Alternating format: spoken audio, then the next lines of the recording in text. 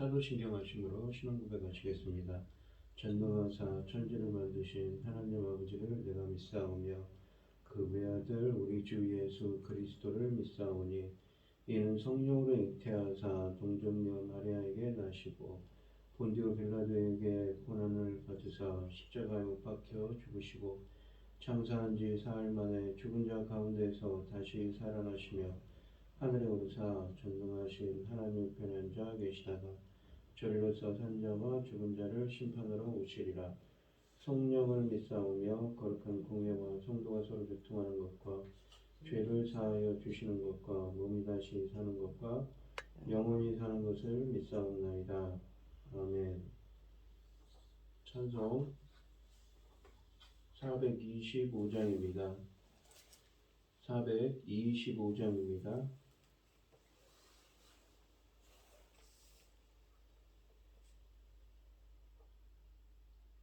주님의 뜻을 이루소서. 고요한 중에 기다리니 진흙과 같은 날 빚으사 주님의 형상 만드소서. 주님의 뜻을 이루소서. 주님 발 앞에 엎드리니 나의 맘속을 살피시사 눈보다 희게 하옵소서. 주님의 뜻을 이루소서. 병들어 몸이 피곤할 때 권능의 손을 내게 펴사 강건케 하여 주옵소서. 주님의 뜻을 이루소서. 온전히 나를 주장하사 주님과 함께 동행하는 만민이 알게 하옵소서.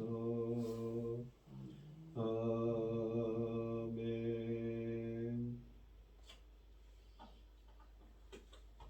오늘 함께 하실 하나님의 말씀은 신명기 14장 1절로 21절 말씀입니다. 신명기 14장 1절로 21절 말씀입니다. 구약성경 284쪽에 있습니다. 교독을 하겠습니다. 제가 먼저 읽겠습니다. 너희는 너희 하나님 여호와의 자녀이니 죽은 자를 위하여 자기 몸을 베지 말며 눈썹 사이 이마 위에 털을 밀지 말라. 너는 내 하나님 여호와 성령이라. 여호와께서 세상 만민 중에서 너를 택하여 자기 기업의 백성으로 삼으셨느니라. 너는 가증한 것은 무엇이든지 먹지 말라. 너희가 먹을 만한 짐승은 이러하니 곧 소와 양과 염소와 사슴과 노루와 불그스름한 사슴과 산 염소와 볼기가 된 흰 노루와 뿔이 긴 사슴과 사냥들이라. 짐승 중에 굽이 갈라진 족발도 되고 새김질도 하는 모든 것은 너희가 먹을 것이니라. 다만 새김질을 하거나 굽이 갈라진 짐승 중에도 너희가 먹지 못할 것은 이것이니 곧 낙타와 토끼와 사반 그것들은 새김질은 하나 굽이 갈라지지 아니하였으니 너희에게 부정하고 돼지는 굽은 갈라졌으나 새김질을 못함으로 너희에게 부정하니 너희는 이런 것을 고기를 먹지 말 것이며 그 자체도 만지지 말 것이니라. 물에 있는 모든 것 중에서 이런 것은 너희가 먹을 것이니 지느러미와 비늘에 있는 모든 것은 너희가 먹을 것이요 비늘이며 비늘이 없는 모든 것은 너희 먹지 말지니 이는 너희에게 부정함이니라. 정한 새는 모두 너희가 먹으려니와 이런 것은 먹지 못할지니 곧 독수리와 솔개와 문수리와 매와 새매와 매의 종류와 까마귀 종류와 타조와 타흐마스와 갈매기와 새매 종류와 올빼미와 곰이와 흰 올빼미와 당아와 우름과 노자와 학과 황새 종류와 대승과 박쥐며 또 날기도 하고 기어다니기도 하는 것은 너희에게 부정하니 너희는 먹지 말 것이나 정한 자는 모두 너희가 먹을지니라. 너희는 너희 하나님 여호와의 성민이라. 스스로 죽은 모든 것은 먹지 말 것이나 그것을 성흥 중에 거루하는 개에게 주어 먹게 하거나 이방인에게 파는 것은 가하니라. 너는 염소 새끼를 그 어미의 젖에 삶지 말지니라. 아멘. 오늘 하나님의 말씀의 제목은 거룩한 백성다움입니다. 이 13장에서 이스라엘 백성들에게 우상 숭배의 위험에 빠지지 말 것을 경고하신 하나님께서는 이제 14장에서 하나님의 거룩한 백성들의 준수해야 할 구별된 삶에 대해 교훈하십니다. 1절과 2절은 이방인의 애도 풍습에 대한 배격에 대해 말씀하십니다. 1절에서 모세는 이스라엘 백성들에게 죽은 사람을 애도할 때 몸에 상처를 내거나 앞머리를 미는 일을 금지합니다. 머리를 깎거나 자르는 일 혹은 뽑는 일을 모두 금지하고 있습니다.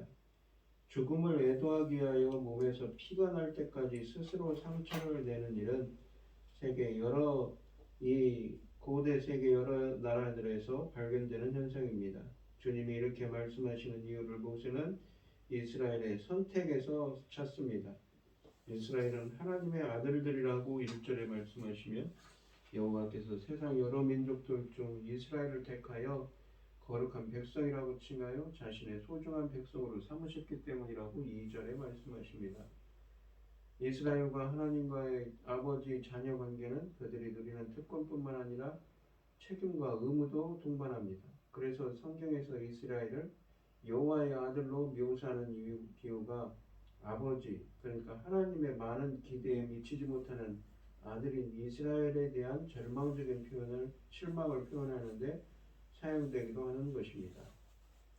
본문에서는 이스라엘이 누리고 있는 이 특별한 하나님과의 관계가 그들이 자해하며 이 죽음을 예국하는 우상 숭배자들의 풍습을 따라 하는 것을 금하는 이유가 됩니다. 하나님의 자녀들은 세상 풍습에 동요되지 말고 자신들의 특별한 신분에 걸맞게 살아가야 합니다. 이것이 이스라엘이 거룩한 백성, 그러니까 참 구별된 백성으로서의 정체성을 유지하는 것이요, 창조주 하나님이 애지중지하시는 소중한 백성의 삶인 것입니다.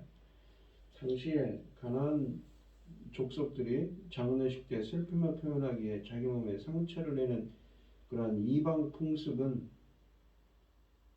우생상배적일 뿐만 아니라 하나님께 영원한 소망을 둔 성도의 몸은 오직 하나님의 뜻을 이루고 하나님께 영광을 돌리는 데 사용되는 도구로서 우리 스스로 사사로이 다룰 수 없는 하나님의 소유이기 때문입니다. 이스라엘 민족에게 내가 너희를 택하였기 때문에 너희는 거룩해야 하고 거룩해야만 하는 이유를 설명하신 하나님께서는 이제 3절부터 20절까지 해서 먹을 음식까지 지정해 주십니다. 정한 음식과 정한 짐승과 부정한 짐승에 대해 논하면서 크게 세 가지 영역으로 구분하여 언급합니다. 첫째는 땅에 거하는 짐승들에 대해서 4절부터 8절에 말씀하시고 물에 사는 짐승들에 대해서는 두 번째로 9절과 10절에 말씀하시고 세 번째로 공중에 사는 새들에 대해서 11절부터 20절에 말씀하십니다. 성경에서 사람이 먹을 수 있는 짐승과 먹지 못하는 짐승을 상세하게 구분해 놓은 것은 레위기 11장과 그리고 이 본문입니다. 본문이 단순히 부정한 짐승과 정결한 짐승을 나열하는 것에 반해 레위기 11장은 부정하게 된 사람, 도구, 음식 등을 어떻게 해야 하는 것까지 기록해 놓았습니다. 본문은 육지에 사는 동물 중에 먹을 짐승과 먹지 못할 짐승을 구별해 가르쳐 줍니다. 또한 어류와 새를 지시하십니다. 어류 중에는 지느러미와 비늘이 식용과 비식용을 구별하는 표시였고 조류는 먹지 못할 종류를 하나하나 지적하시고 그 외에는 정한 새이기 때문에 먹어도 된다고 말씀하셨습니다. 21절 말씀은 스스로 죽은 짐승과 새끼 짐승에 대해서 말씀하십니다. 모세는 이스라엘은 하나님의 거룩한 백성이기 때문에 스스로 죽은 것을 먹어서는 안 된다고 합니다. 이 스스로 죽은 것은 수명이 다 되어 늙어 죽은 것이나 병으로 죽은 짐승들을 포함합니다. 이 개념은 출애굽기 22장 31절의 맹수에게 찢겨서 죽은 짐승의 고기를 먹지 말라는 금지령을 보완하고 있습니다. 이스라엘은 스스로 죽은 짐승의 죽음을 먹을 수는 없지만 그들 중에 나그네로 살고 있는 이방인에게 주거나 방문하는 이방인에게 팔 수는 있습니다. 그들 중에 나그네로 살고 있는 이방인은 대체로 고아와 과부와 함께 분류되던 사회적인 약자였기 때문에 돈을 받지 않는 것이며 방문 중인 이방인은 사업자 잠시 이스라엘에 머물고 있는 상대적으로 잘 살았던 사람들이기 때문에 그들에게는 돈을 받을 수 있었습니다. 그러므로 이 규례는 사회적인 약자들인 이방인들에 대한 배려라고 할 수 있습니다.